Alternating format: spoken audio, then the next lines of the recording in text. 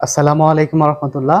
আজকে আমরা রসায়নের মান বন্টন নিয়ে আলোচনা করব। প্রথমত আমাদেরকে দেখতে হবে রসায়নের সিকি অর্থাৎ সৃজনশীল প্রশ্ন আসে 8টা। দেখো, রসায়নের সৃজনশীল প্রশ্ন আসে 8টা, আর এমসিকিউ হচ্ছে 25 মার্ক। সৃজনশীল প্রশ্ন 8টার মধ্যে তোমাকে 5টা দিতে হবে, অর্থাৎ এখানে 50 মার্ক। 8টার মধ্যে তোমাকে 5টা সিকিউ অর্থাৎ সৃজনশীল প্রশ্ন আনসার করতে হবে।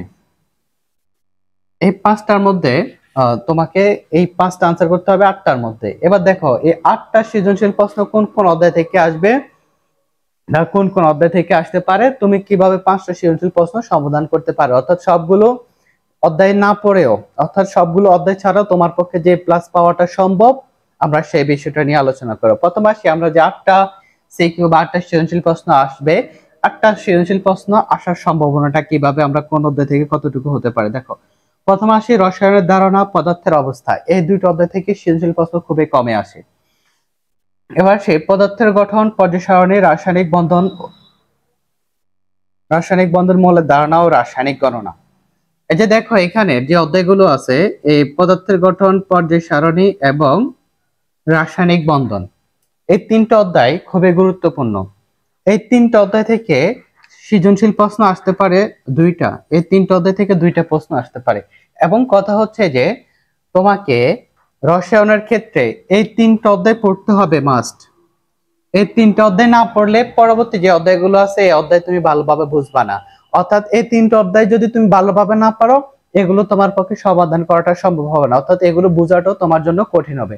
এই রসায়নটা কিন্তু ওই যে ফিজিক্স, পদার্থবিজ্ঞান বা তোমার গণিত যে কোনো নির্দিষ্ট অধ্যায় ধরবো এটা হয় না। এটা অধ্যায়ের সাথে একটা সমন্বয় আছে, একটা ধারাবাহিকতা আছে। ধারাবাহিকতা না জানলে, অর্থাৎ প্রাথমিক যে জ্ঞানটা, প্রাথমিকটা না জানলে তুমি পরবর্তীতে এটা প্রয়োগটা তুমি জানবা না। সেজন্য প্রথমে তোমার প্রথম বিষয়গুলো জানতে হবে, অর্থাৎ রসায়নটা তোমাকে বুঝতে হবে।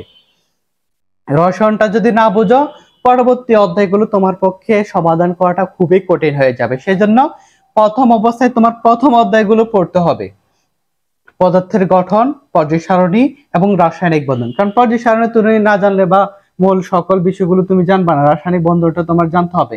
মূল ধারণা, রাসায়নিক গণনা, এই অধ্যায়টাও খুবই গুরুত্বপূর্ণ। এই অধ্যায় থেকে একটা সৃজনশীল প্রশ্ন আসার সম্ভাবনাটা খুবই বেশি। দেখো, তাহলে আমি সাজেস্ট করব যে প্রথম 6টা অধ্যায়টা খুবই গুরুত্বপূর্ণ। রসায়নের বেশিরভাগ অধ্যায়টাই গুরুত্বপূর্ণ, তবে প্রথম অধ্যায়গুলো খুবই গুরুত্বপূর্ণ। কারণ প্রথম অধ্যায়গুলো না পারলে তোমার পরবর্তী অধ্যায়গুলো তোমার পক্ষে খুবই কঠিন হয়ে যাবে।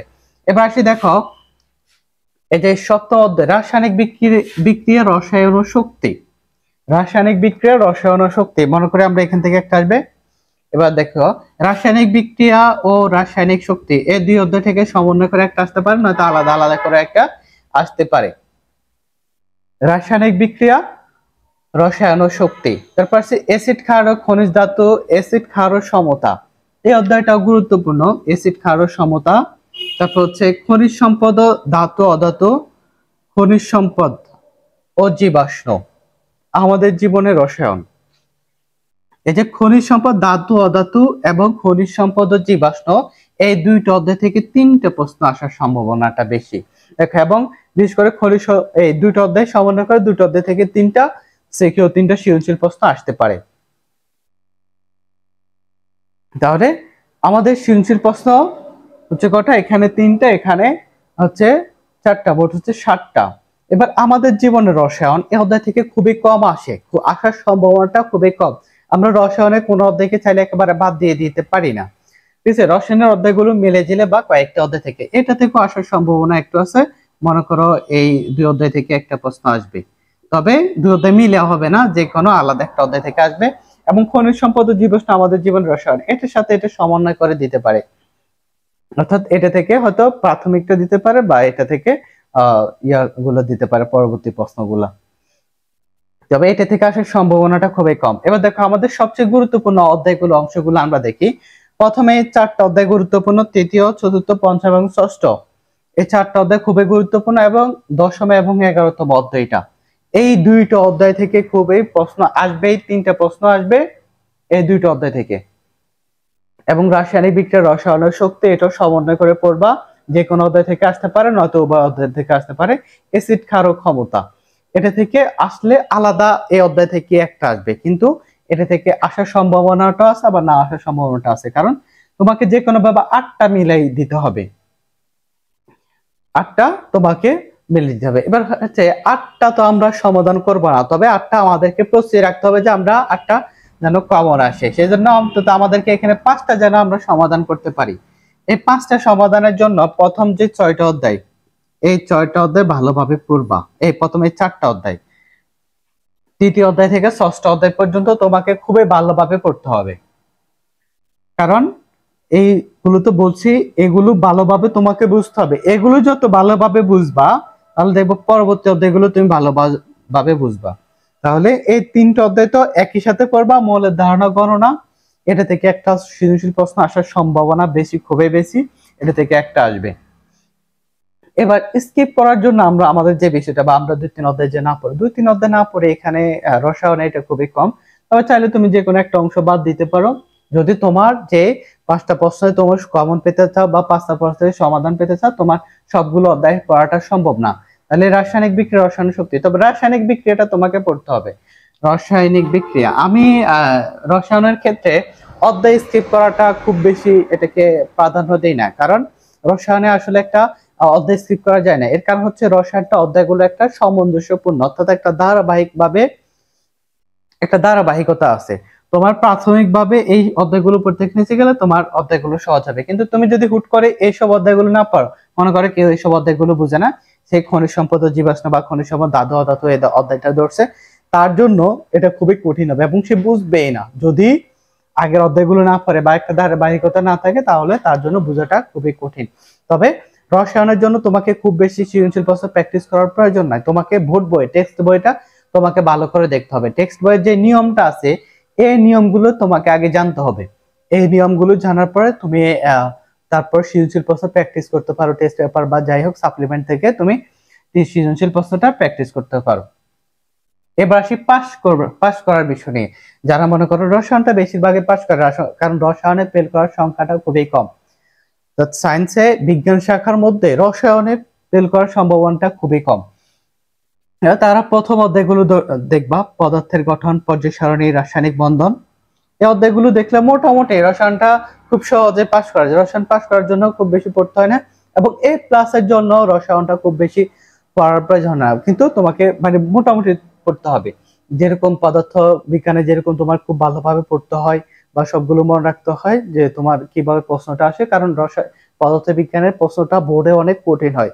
বোর্ড পরীক্ষায়, তোমাদের স্কুল পরীক্ষা মনে হয় যে না খুবই সহজ, কিন্তু বোর্ড পরীক্ষায় আসতে বোঝা যাবে যে পদার্থ বিজ্ঞানটা কতটা কঠিন, একটু কঠিন হবে আর কি। রসায়নটা খুব বেশি তেমন কঠিন হবে না, কারণ রসায়ন তোমার কমন থেকে আসবে। এবার আসি, রসায়ন কি সবগুলো পড়ার প্রয়োজন হবে না? সবগুলো পড়ার প্রয়োজন হবে না। অধ্যায় ভিত্তিক অধ্যায়ের কয়েকটা টপিকস আছে যে গুরুত্বপূর্ণ টপিক, মাস্টার টপিক যেটাকে বলে, ওই টপিক গুলা থেকে, ওই সাইট গুলা থেকে সব সময় সৃজনশীল প্রশ্ন আসে, বা ওই সাইট গুলো থেকে প্রশ্নগুলো আসে।